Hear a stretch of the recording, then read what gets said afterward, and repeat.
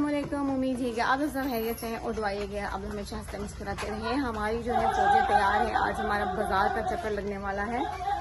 Let's see कि आज क्या होता है। यू नो वेरी वेल कि हमारे बच्चों ने कितना टफ टाइम हमें देना होता है। So we are ready for it.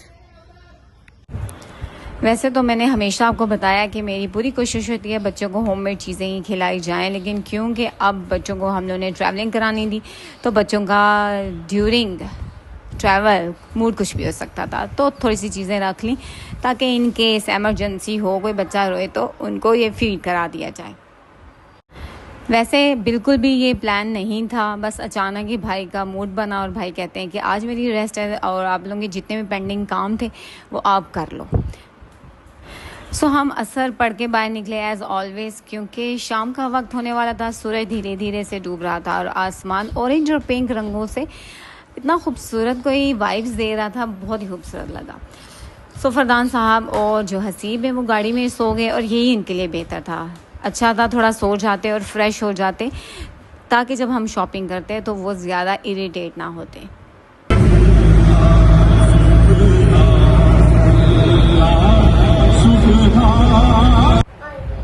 Hashir साहब अपने ननियाल गए तो वहाँ पे कोई इन्होंने लॉटरी ली बच्चों के साथ और इनके उस लॉटरी में से ये नायाब और कीमती रिंग्स निकली। अब हाशिर साहब जहाँ जाते हैं अपने रिंग्स समेत ही जाते हैं और क्या आला इनके रिंग्स हैं। वाह वाह वाह। बच्चों के अपनी शौक, अपने ही इनके अपनी ही सोच, अपने ही नजरिए होते हैं। हालांकि Hashir is only 8 years old और माशाल्लाह से अभी इनको शौक चढ़ गया है कोई ना कोई रिंग पहनने का। हमने कहा ओके फ़ाइन, हम आपको बनवा देंगे, लेकिन पहले आप अच्छा पढ़ लें। सो कमर्शियल हम पहुंच चुके थे और हसीब स्टिल सो रहा था, फरदान भी सो रहा था, लेकिन फरदान को उसके बाबू के पास छोड़ना एक रिस्क था। सो हमने ये डिसाइड किया कि हाशिर और हसीब को उनके बाबा के पास छोड़ के जाते हैं और हम फरदान को ले जाते हैं। सो जो थोड़ी सी शॉपिंग की एक मॉल से हमने, और टू बी ऑनेस्ट कोई भी वैरायटी नहीं है, पता नहीं क्या हो गया है, मुझे कुछ भी आप पसंद नहीं आता। और फरदान माशाल्लाह अभी तक सो रहे थे इत्मीनान से, तसल्ली से। एज ऑलवेज अल्लाह उनकी मामी को सेहत ज़िंदगी दे, पक्का उनको उठाई रखा। तो खैर फिर हम जब नेक्स्ट शॉप पे गए तो फरदान साहब जा चुके थे। फिर हमने उनकी कुछ टॉयज़ देखे, गाड़ियाँ देखी, क्योंकि ऑलरेडी वो गाड़ी तोड़ चुके हैं अपनी, उन्होंने चलाई नहीं और तोड़ उन्होंने पहले दी। अच्छा मेरे बेटे की हैबिट है, ये पहले चीज़ तोड़ेगा उसके बाद उसको यूटिलाइज़ करेगा। मैं अक्सर फरदान से बोलती हूँ, फरदान बेटा ये क्या है, आप पहले चीज़ तोड़ते हो और फिर आप उसको इंजॉय करते हो। खैर इस शॉप बहुत ही अच्छी नई शॉप है, ये बहुत ही अच्छी शॉप है। काफ़ी कुछ हमने यहाँ से बच्चों का ख़रीदा और यहाँ से भी हम निकल पड़े। इतनी देर में भाई की बार बार कॉल्स आ रही थी, आ जाओ कुछ खा लो, आ जाओ कुछ खा लो। खैर हमने कहा अब हम थोड़ा दूर निकल आएँ, गाड़ी क्योंकि दूर पार्क की हुई थी। सो अब हमने सोचा कि अब निकले हुए तो हैं तो 14 अगस्त की भी कुछ शॉपिंग कर ली जाए, लेकिन एज़ ऑलवेज़ मुझे कुछ भी पसंद नहीं आया। एक जगह जहाँ से मुझे पसंद आया वहाँ के अंकल कुछ ज़्यादा ही टेढ़े से थे और मुझे बहुत गुस्सा आया। मैंने भाभी इसको इशारा किया, मैंने कहा भाभी निकलो। मतलब यार दुकानदार का काम है कि आपको चीज़ें दिखाए, आपको नई नई वैरायटी दिखाए। मतलब आपका दुकानदार जो आपको चीज़ें दिखा रहा है वही इरिटेट होना लग जाए। नहीं आप पहले बताएं ये आपने करना है या नहीं करना, फिर मैं आपको दूसरा दिखाऊंगा। मैं कहा फिटे मुँह यार, ये क्या बात हुई, ये क्या तरीका हुआ। मैंने कहा ना बाबा हमने यहाँ से नहीं ख़रीदा। और टू बी ऑनेस्ट बहुत अच्छी शर्ट्स थी वहाँ पे, लेकिन बाबा जी कुछ ज़्यादा ही अजीबोगरीब सड़े हुए मूड में थे। खैर फिर हमने फरदान लोगों के बैग्स लिए और कुछ स्टेशनरी का सामान लिया हाशिर का, क्योंकि माशाल्लाह जब से छुट्टियाँ हुई हैं ना तो दिन के 2-3 शॉर्पनर, 2-3 रबर फरदान साहब ज़ाया कर चुके हैं और पेंसिल के सिक्के भी जो है फरदान साहब तोड़ देते हैं। हाशिर से जब बोलो कि बेटा अपनी चीज़ें संभाल के रखा करो तो आगे से एक ही जवाब होता है, खैर है कोई बात नहीं, बच्चा ही तो है। मैंने कहा बच्चा तो है लेकिन बेटा चीज़ें ख़राब करता है ना, आप अपनी चीज़ों की केयर करें। माशाल्लाह फरदान जो है जब तक हमने शॉपिंग की मामी की ही गोद में रहा, उसके बाद मैंने बोला भाभी को बस आप इसको उतार दें। खैर भाई मुझसे फ़ोन करते रहे कि आके कुछ खा लो। फिर हमने कहा ठीक है जनाब, हमने शॉपिंग स्टॉप की और हम फिर आ गए कुछ खाने पीने के लिए। बट इधर भी हमें धोखा हुआ भाई। कैसे हो?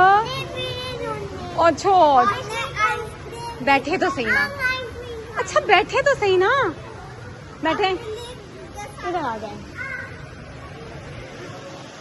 आ जाए।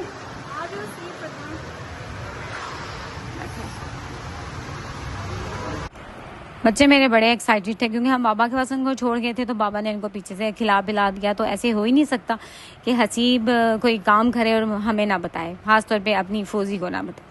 खैर काफ़ी अच्छी मुझे ये सिटिंग अरेंजमेंट लगी। बड़ा ज़बरदस्त माहौल सा था, बड़ा पीसफुल माहौल था और खुला था।